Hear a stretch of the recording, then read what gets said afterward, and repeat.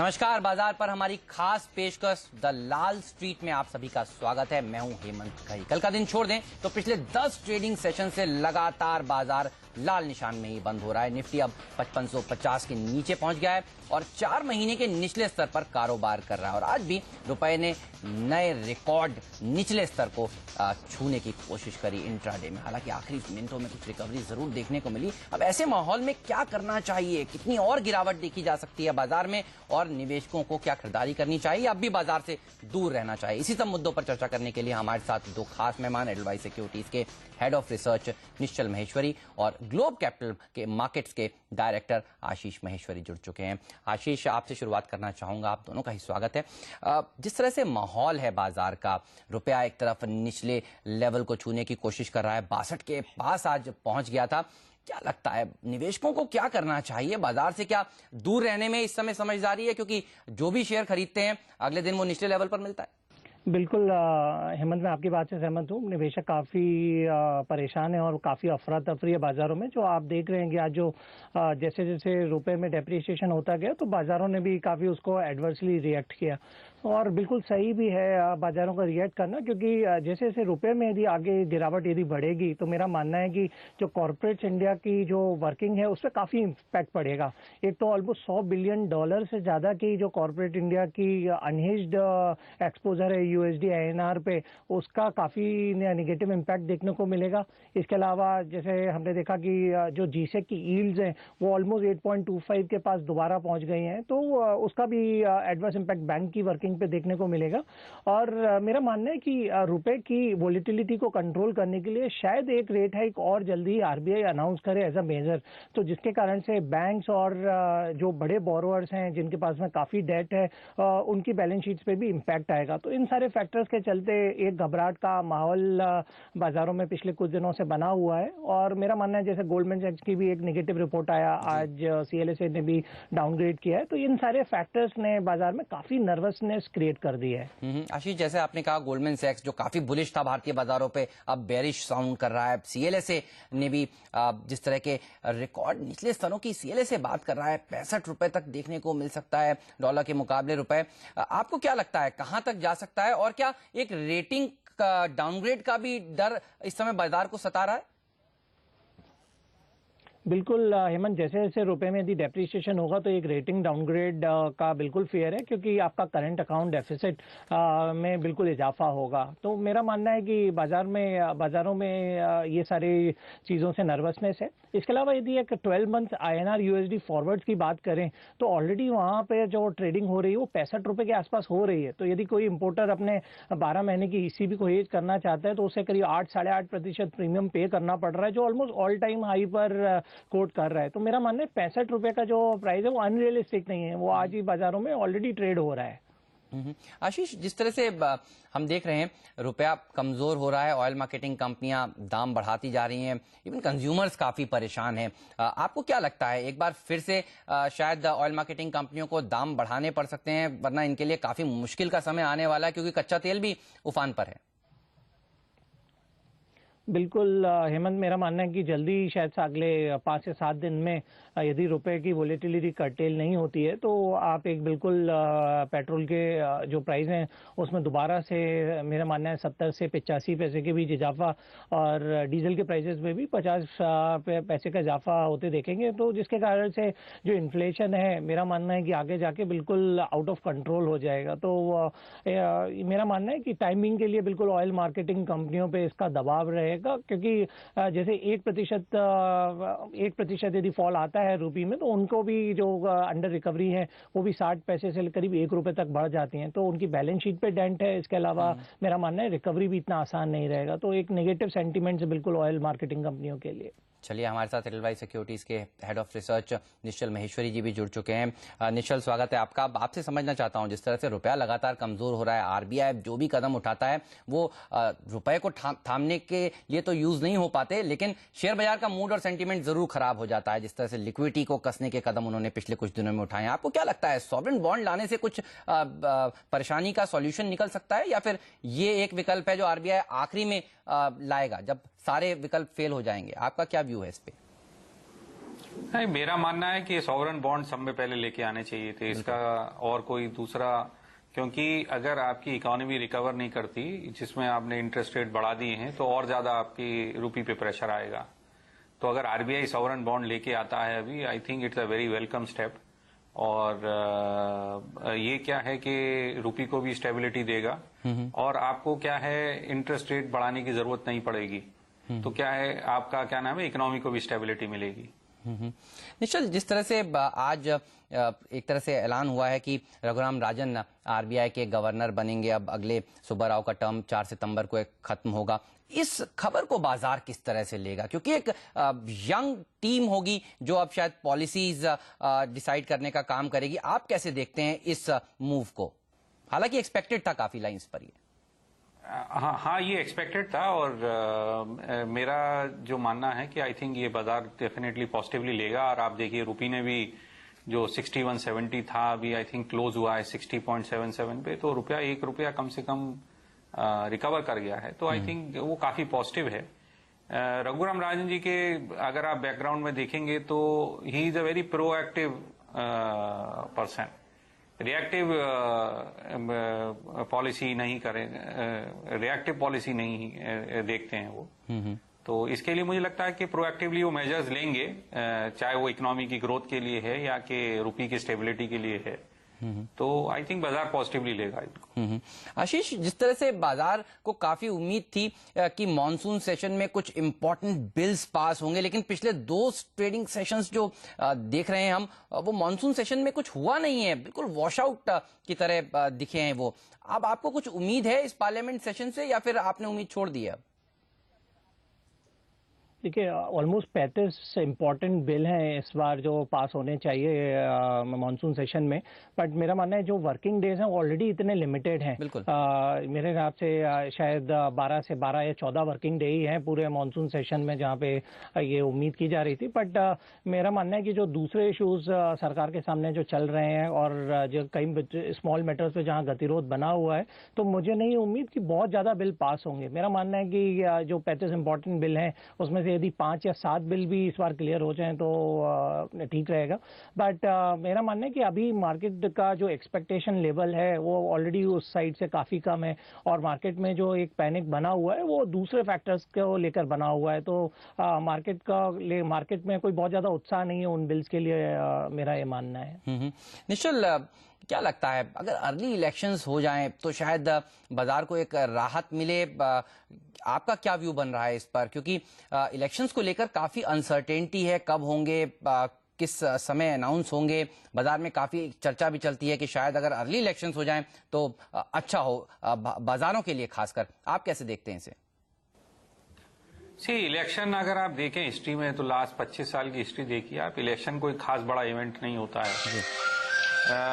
Election से ज्यादा बड़ा इवेंट है कि प्री और पोस्ट इलेक्शन आप देखेंगे बाजार कैसे मूव होता है। तो इलेक्शन अगर एक्सपेक्टेड लाइंस पे रिजल्ट का आउटकम आया इलेक्शन का, तो बाजार थोड़ा रिएक्ट करते हैं, और बाकी फिर वापस जो उनकी प्री इलेक्शन की चाल होती है उसी पे चलने लगते हैं। आप पीछे 5 या 7 इलेक्शन जो भी हुए हैं फ्रॉम 1980s ऑनवर्ड्स आप देखें तो यही ट्रेंड रहा है। तो इलेक्शन एक बहुत बड़ा इवेंट नहीं होते हैं। प्री इलेक्शन में हाँ, ये जरूर बना रहता है कि अनसर्टेनिटी है, और उसकी वजह से रेंज बाउंड हो जाता है बाजार अगर आउटकम सर्टेन नहीं हो। वो सिचुएशन अभी भी है, क्योंकि सर्टेनिटी कोई समझ में नहीं आ रहा है कि क्या आउटकम रहेगा। तो उसकी वजह से ये प्रॉब्लम सामने आपके है। पर पहले होगा या बाद में होगा उससे कोई ज्यादा असर नहीं पड़ेगा बाजार पे। चलिए निश्चल, आप और आशीष हमारे साथ बने रहिए। वक्त हो गया एक छोटे से ब्रेक का। ब्रेक के बाद लौटेंगे और दोनों ही एक्सपर्ट से जानेंगे कि ऐसे अनसर्टेन माहौल में जहां काफी सारे स्टॉक्स हैं जो 52 हफ्ते के निचले स्तर पर कारोबार कर रहे हैं, भेल में हमने अच्छी खासी गिरावट देखी है, LNT देखिए 52 वीक लो के आसपास कारोबार कर रहा है, SBI ICICI बैंक में गिरावट देखने को मिल रही है। ऐसे माहौल में कोई सेक्टर्स या फिर स्टॉक्स हैं जिनमें आपको खरीदारी करनी शुरू करनी चाहिए? सब जानेंगे एक्सपर्ट से एक छोटे से ब्रेक के बाद।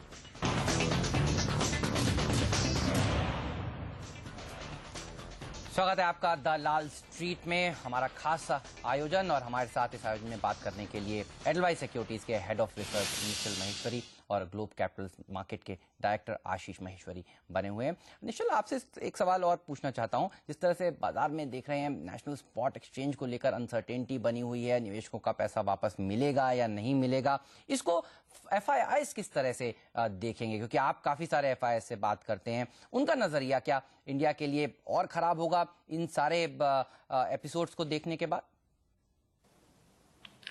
ये एक पर्टिकुलर एक्सचेंज के ऊपर है, तो आई डोंट थिंक सो कि एफआईआईज को कोई ज्यादा असर है, क्योंकि वो लोग ना तो वहां ट्रेड करते हैं, बिल्कुल, और ना उनका कोई डायरेक्ट एक्सपोजर है, तो इसलिए मुझे लगता नहीं कि कोई खास इम्पैक्ट है इसके ऊपर। हाँ, ये जरूर अनसर्टनिटी थोड़ी आती है कि अगर डोमेस्टिक किसी का वहां पैसा फंसा हुआ है तो क्या वो स्टॉक मार्केट में आके थोड़ा सेलिंग करेगा।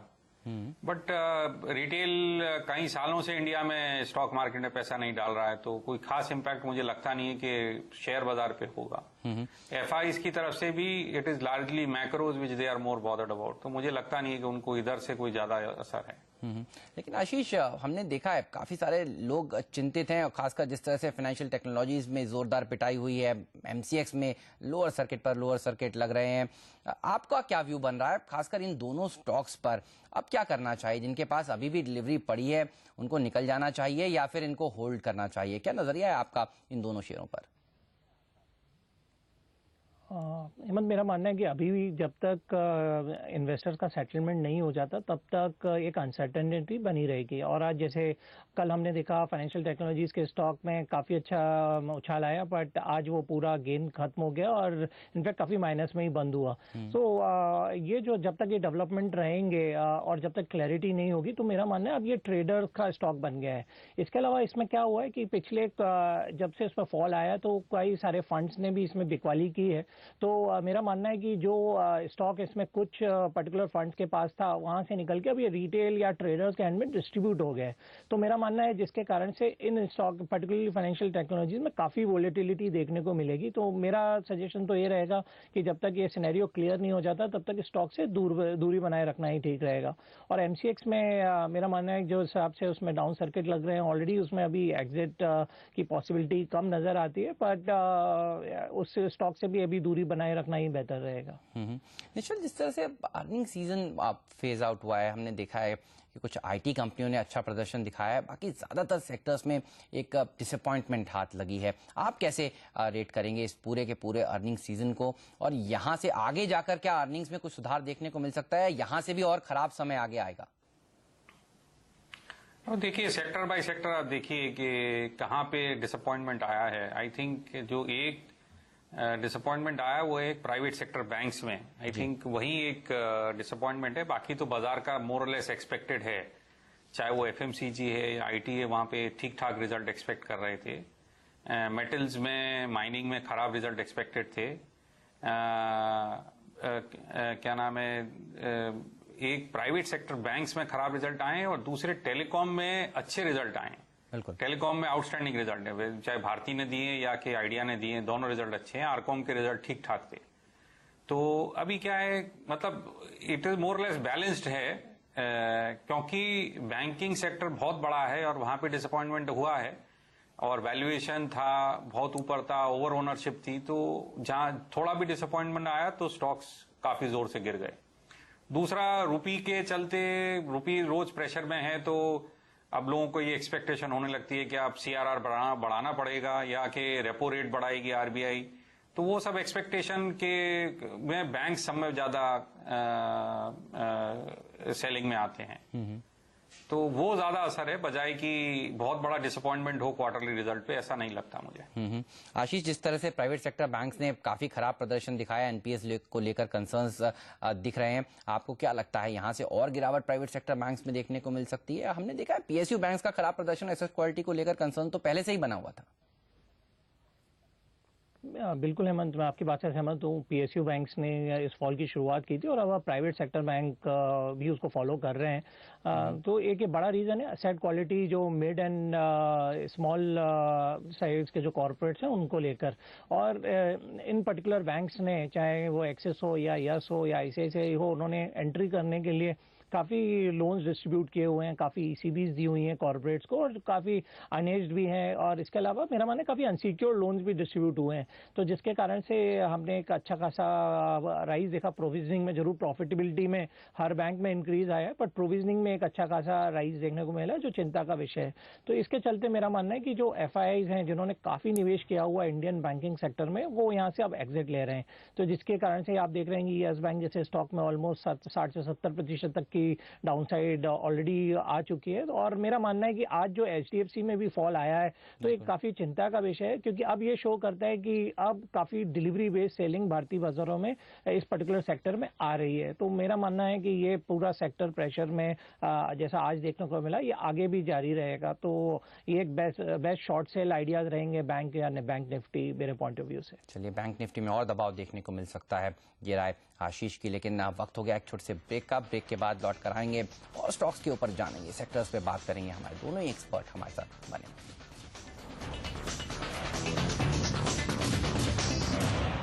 स्वागत है आपका दलाल स्ट्रीट में। आज हमने देखा बाजार में भारी गिरावट के साथ कारोबार हुआ, और इसी पर चर्चा करने के लिए हमारे साथ हमारे दोनों ही विशेषज्ञ मौजूद हैं। एडलवाइस सिक्योरिटीज के हेड ऑफ रिसर्च निश्चल महेश्वरी और ग्लोब कैपिटल के मार्केट डायरेक्टर आशीष महेश्वरी। आशीष, जिस तरह से हमने देखा है रियल एस्टेट शेयरों की हालत काफी खराब है, और खासकर जिस तरह से रोज एक खराब खबर निकल कर आती है, आज निकल कर आई कि एचडीआईएल और इंडिया बुल्स के बीच में जो लोन्स दिए गए थे उसका सही समय पर इंटरेस्ट पे आउट नहीं हो पाया एचडीआईएल की तरफ से। आप इन सारी खबरों को कैसे देखते हैं, और इन शेयरों में इतनी गिरावट हो चुकी है कि आपको लगता है अभी और गिरावट बाकी है, या फिर यहाँ पर अभी खरीदारी करनी शुरू कर देनी चाहिए इनमें? नहीं हेमंत, मैं बिल्कुल खरीदारी नई करने की सलाह नहीं दूंगा। मेरा मानना है कि जो सबसे ज़्यादा हालत ख़राब है वो रियल एस्टेट पर सेक्टर की है, और यहाँ पे जो कंपनियां हैं वो किसी भी रेट पे बोरो कंपनियों ने जो पिछले कुछ 1 या 2 सालों में किया, ये अज्यूम करते हुए कि आगे जाके उनको अच्छे भाव मिलेंगे उनके फिनिश प्रोडक्ट पे, और उसके बाद में शायद वो अच्छे मुनाफे में निकल पाए। बट मेरा मानना है कि पिछले 2 साल से जो रियल एस्टेट कंपनियों की जो सेल है या जो हालत है वो बेड से वर्स्ट ही हुई है। आज जैसे हमने ऑर्बिट कॉर्प में भी एलआईसी हाउसिंग फाइनेंस का डिस्प्यूट आता देखा, तो मेरा मानना है ये डिस्प्यूट की जस्ट शुरुआत है। तो आप यदि किसी कंपनी में निवेश करें और ऐसा कोई डिस्प्यूट आ जाता है, तो उसको निवेशक बिना उनका रेट जाने सिर्फ सेल करते हैं। तो मेरा मानना है कि जो सेल में काफी बड़ा ड्रॉप आ रहा है, पर्टिकुलरली मुंबई या एनसीआर जैसे मार्केट्स को, और जिस रेट पे बोरो किया है कंपनियों ने, ये बिल्कुल खतरे की घंटी है, और इन स्टॉक्स में किसी भी लेवल पे मैं नए निवेश की सलाह नहीं दूंगा।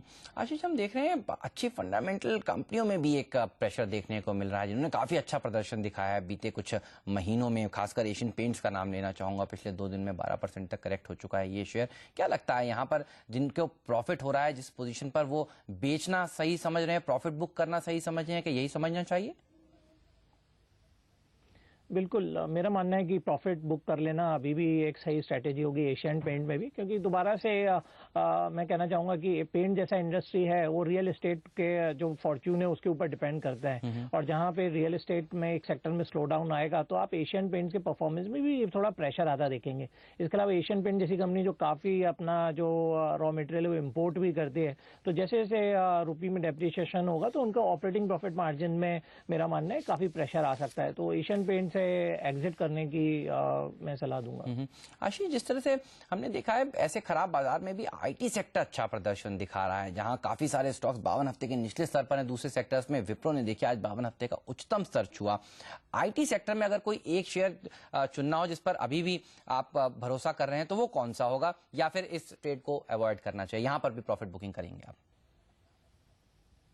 नहीं, मैं हेमंत, ये आईटी एक क्षेत्र रहेगा जहाँ पे इनफैक्ट मैं नए निवेश की सलाह दूंगा, और मेरा मानना है कि काफी हद तक जो पोर्टफोलियो निवेश है बड़े इन्वेस्टर्स का, वो शिफ्ट होकर आईटी क्षेत्र में आ रहा है। उसके पीछे 2 रीजन है। एक, सबसे पहले जो रुपये में जो डेप्रिसिएशन हो रहा है उसका डायरेक्ट बेनिफिशियरी आईटी सेक्टर है, और इसके अलावा जो यूएस मार्केट में यदि जैसे प्रेडिक्ट किया जा रहा है कि आगे जाके तो रिबाउंड होगा, तो उसके बाद मेरा मानना है कि आईटी क्षेत्र की कंपनियों को सबसे ज्यादा फायदा रहेगा। और पिछले 2-3 क्वार्टर से हमने देखा कि आईटी क्षेत्र की कंपनियों का जो पर्टिकुलर परफॉर्मेंस है वो भी एज पर एक्सपेक्टेशन या उम्मीद से बेहतर ही कई कंपनियों का आया है। तो आईटी क्षेत्र एक निवेश के लिए बिल्कुल एक आइडियल क्षेत्र है और मेरा मानना है कि यदि आपको रुपए की कमजोरी के लिए बाजारों में खेलना है तो आईटी क्षेत्र में निवेश के बिल्कुल अच्छे मौके हैं। और वहां पर मेरा मानना है कि टीसीएस, इन्फोसिस, विप्रो और एचसीएल टेक, इन 4 स्टॉक्स को मिलाकर अपना पोर्टफोलियो अभी भी बनाया जा सकता है। निश्चल, आपसे जानना चाहता हूं, ऐसे अनसर्टेन बाजार में जहां पर ज्यादातर निवेश पर पोर्टफोलियोज में लॉसेस हो रहे हैं, क्या करना चाहिए? क्या एवरेजिंग करनी चाहिए इस समय या फिर दूर रहना चाहिए, कैश पर बैठना चाहिए? एफडी एक ज्यादा बेहतर विकल्प है, इस तरह की चर्चा बाजार में हो रही है, आपका क्या व्यू बन रहा है? ये डिपेंड करता है कि आपका टाइम होराइजन क्या है। अगर आपका टाइम होराइजन है कि 2 से 3 साल के लिए आप निवेश करना चाहते हैं तो आप जरूर कर सकते हैं अभी भी निवेश। नहीं तो आप बेटर टाइम के लिए आप वेट करें, क्योंकि अनसर्टनिटी है बाजार में, आउटलुक कोई अच्छा नहीं है। मे बी जीडीपी ग्रोथ ये साल 5% के भी नीचे आ सकती है, तो ये प्रेशर तो बना रहेगा बाजार में। हाँ, ये प्रेशर जो आप बाजार नीचे देख रहे हैं वहां पे अपॉर्चुनिटी काफी सारी है, पर वो आपका टाइम होराइजन के ऊपर है कि आप कितने टाइम के लिए निवेश करना चाहते हैं। चलिए, धन्यवाद आशीष, धन्यवाद निश्चल, आप दोनों का ही समय निकालकर सीएनबीसी आवाज पर आने के लिए और अपनी राय हमसे शेयर करने के लिए। चलिए, स्टॉक टॉक का स्पेशल यानी दलाल स्ट्रीट स्पेशल में आप सबका धन्यवाद शो देखने के लिए, लेकिन आप बने रहिए सीएनबीसी आवाज के साथ। नमस्कार।